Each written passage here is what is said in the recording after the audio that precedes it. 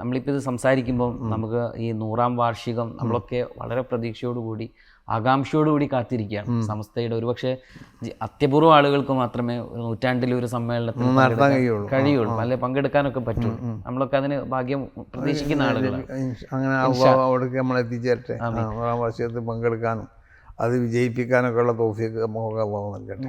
സംസ്ഥയുടെ മുന്നിലുള്ള ഒരു 100ാം വാർഷികത്തിൻ്റെ ഒരു സ്വപ്നവും പദ്ധതികളും എങ്ങനെയൊക്കെയാണ് അതിൻ്റെ ഭാവി പദ്ധതികളൊക്കെ ഇപ്പോൾ ആസൂത്രണം ചെയ്തുകൊണ്ടിരിക്കുന്നത്? അത് ഏറ്റവും പ്രധാനപ്പെട്ട ഒരു പ്രമേയമാണല്ലോ, ആദർശ വിശുദ്ധി നൂറ്റാണ്ടുകളിലൂടെ എന്നല്ലേ.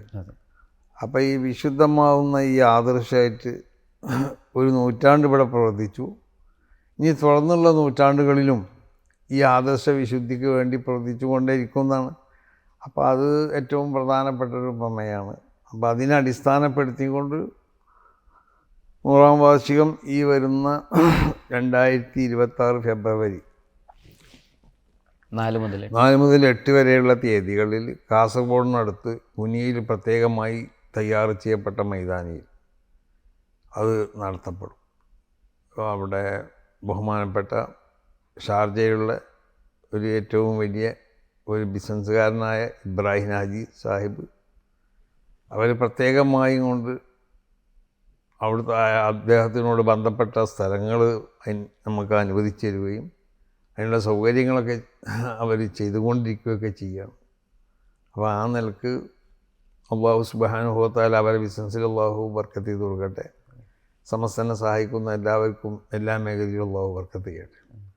അപ്പോൾ 2026 4 മുതൽ 8 വരെയുള്ള തീയതികളിൽ വലിയ പരിപാടിയോടുകൂടി കാസർഗോഡ് വെച്ചുകൊണ്ട് നടത്തപ്പെടും.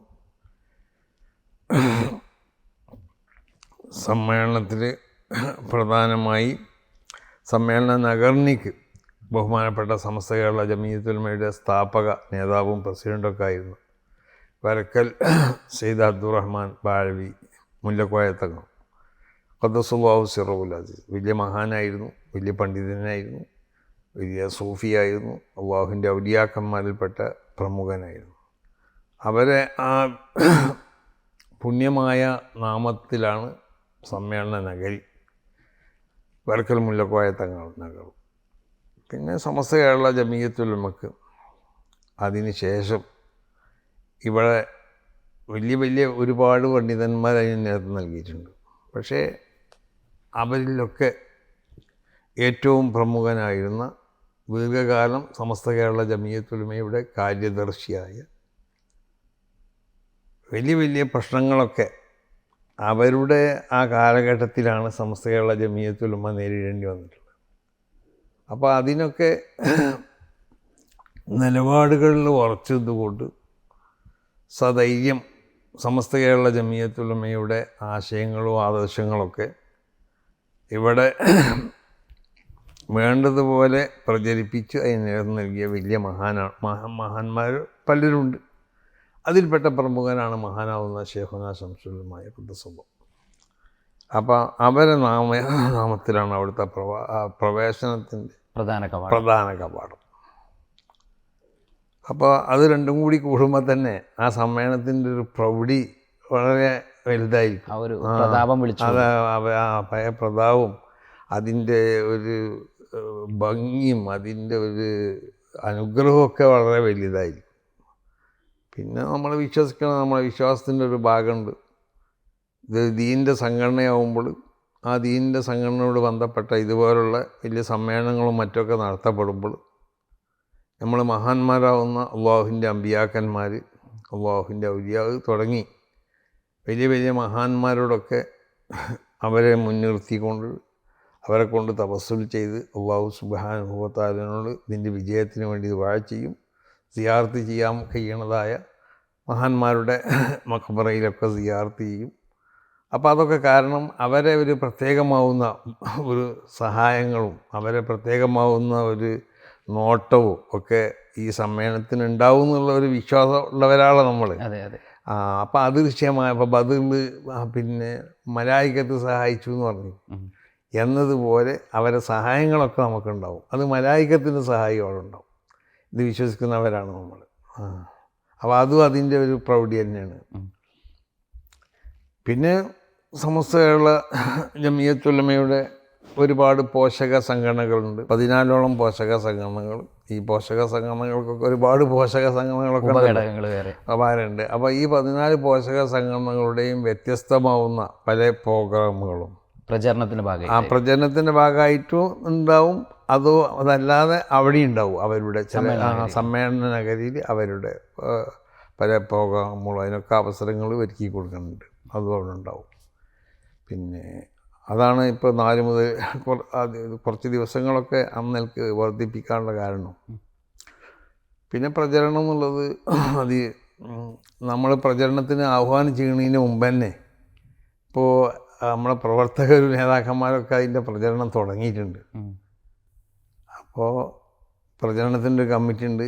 ആ കമ്മിറ്റിൻ്റെ ഔദ്യോഗികമായ നിലക്കുള്ള അതിൻ്റെ പ്രചരണ പ്രവർത്തനങ്ങളുടെ സ്വഭാവങ്ങളും അതിൻ്റെ രീതികളൊക്കെ അവർ അടുത്ത ദിവസത്തിനുള്ളിൽ വിവരിക്കും. അതനുസരിച്ച് പിന്നെയും നടക്കും. പിന്നെ പ്രചരണത്തിൻ്റെ ഭാഗമായിക്കൊണ്ട് കന്യാകുമാരി മുതൽ മംഗലാപുരം വരെ. അത് മംഗലാപുരം കൂട്ടാനുള്ള കാരണം മംഗലാപുരത്തിൻ്റെ ദക്ഷിണ കന്നഡയിലൊക്കെ നമ്മൾ കേരളത്തെ പോലെ തന്നെ സമസ്ത കേരള ജമിയത്തുൽ ഉലമയുടെ സാന്നിധ്യം നിറഞ്ഞിരിക്കുന്ന സ്ഥലങ്ങളാണ്. അപ്പോൾ അവിടം വരെ ഒരു വലിയ സന്ദേശയാത്ര ഉദ്ദേശിക്കുന്നുണ്ട് നവംബറിൽ. തീയതികളൊന്നും നിശ്ചയിച്ചിട്ടില്ലെങ്കിലും അത് സമസ്തൻ്റെ അടുത്ത മുഷാവറയിൽ അതിൻ്റെ തീയതികളൊക്കെ നിശ്ചയിക്കപ്പെടും. അതൊക്കെ താത്വികമായി എല്ലാവരും അംഗീകരിച്ചിട്ടുണ്ട്.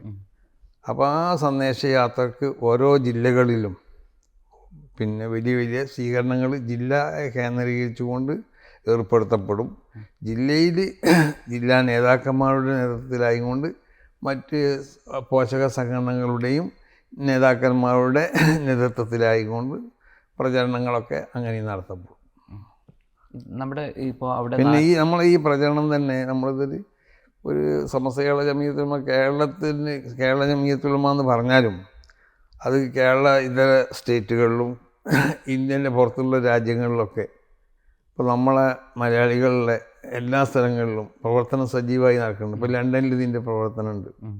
അങ്ങനെ പല രാജ്യങ്ങളിലും പല പാശ്ചാത്യ രാജ്യങ്ങളിലൊക്കെ നമ്മളെ ആളുകളിലോട് ശക്തമായ പ്രവർത്തനങ്ങൾ നടക്കണം. UAE ഇമാറാത്തിൽ മുഴുവനും ശക്തമായ പ്രവർത്തനം. Saudi Arabia, Qatar, Oman, Bahrain തുടങ്ങിയ ഗൾഫ് കൺട്രികളിലൊക്കെ അതിൻ്റെ പ്രവർത്തനങ്ങൾ ശക്തമായി നടന്നുകൊണ്ടിരിക്കണം.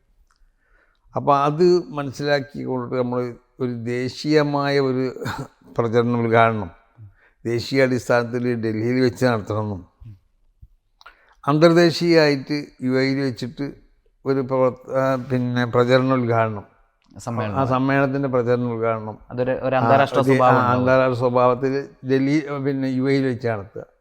ഒരു ദേശീയ സ്വഭാവത്തിൽ പ്രചരണ ഉദ്ഘാടനം അതിനോട് ബന്ധപ്പെട്ട ഒരു ഒക്കെ ഡൽഹിയിൽ വെച്ച് ചെയ്യണമെന്നും കൂടി ഉദ്ദേശിക്കുന്നുണ്ട്. അതൊക്കെ അതിൻ്റെ തീയതികളും ഇതൊക്കെ മുഷാവറിൽ അംഗീകരിച്ചതിന് ശേഷം പ്രഖ്യാപിക്കപ്പെടും.